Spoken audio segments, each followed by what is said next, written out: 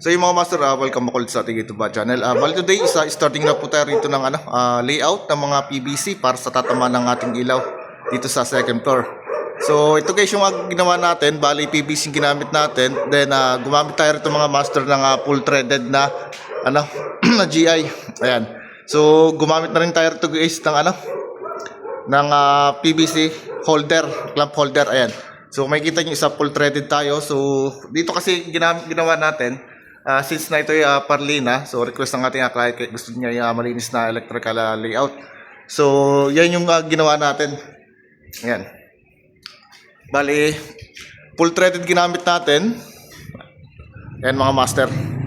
So dito mga master, explain ko sa inyo kontian lang. So yung pinaka main source natin isa doon po manggagaling. Kung makikita nyo yung ating dalawang square box na pababa puro sa ating ground floor sa ating mismong panel board. So bali dyan guys tayo kakaroon ng power source. So dito, ito guys yung ating family area. So bali dito maglalagay lang tayo ng isang ilaw. So sabi ni client. Then dito naman sa may hagdan natin, ito yung mismong three-way switch natin. Ayan. Then sa labas, so may pull box tayo ron. So existing yung dating wiring. So naka three-way yan mga master. So control dito sa ating hagdanan at saka dito sa labas mga master. So yung ating switch isa dito siya babagsak. Bali ito ibabaguhin natin. So bali papalitan natin siya guys ng bagong utility box. So polling gagamitin natin kasi local yung dating nakakabit dito. So madaling siyang masira. Makikita nyo. Ayan. Then dito guys bababa lahat ng ating control. So are. So kung may tayo isa nagbali tayo rito ng 3-port na PVC mga master. So long elbow gumamit tayo. Then pababa rito. So backlash na natin are. Then itong isang abang. So ito yung case yung for the future. So sabi ni client gusto niya maglagay dito ng ceiling fan. Ayan. So ito dito natin siya ilalagay. Bali sisentrohan na lang natin once na natapos na rito yung ating aming partition. Kasi ito guys ito yung kwarto pa. So yung ilaw natin dito. So ito yung papasok doon sa ating parang hallway siya. Papunta sa CR. Then dito yung dalawang kwarto. So magkakaroon pa rito ng partition. Naka-drywall lang ito mga master. Ayan. Bali continuous ulit tayo ng by tomorrow. Ng electrical layout. Then siya nga pala.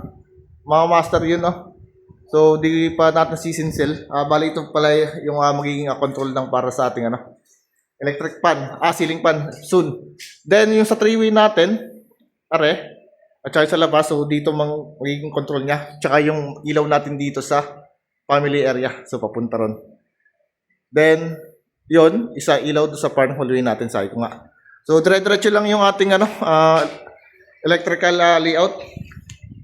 Mga PVC. So, puro ganyan muna yung gagawin natin. So saka tayo mag-wire pulling. So ipapakita ko na lang sa inyo mga master. So susunod yung kung paano tayo mag-wire pulling. So, di rin kasi nasunod yung ating electrical plan. So maraming kasi additional si client. Kaya hindi na rin natin masyadong nasunod yung ating plano. Okay.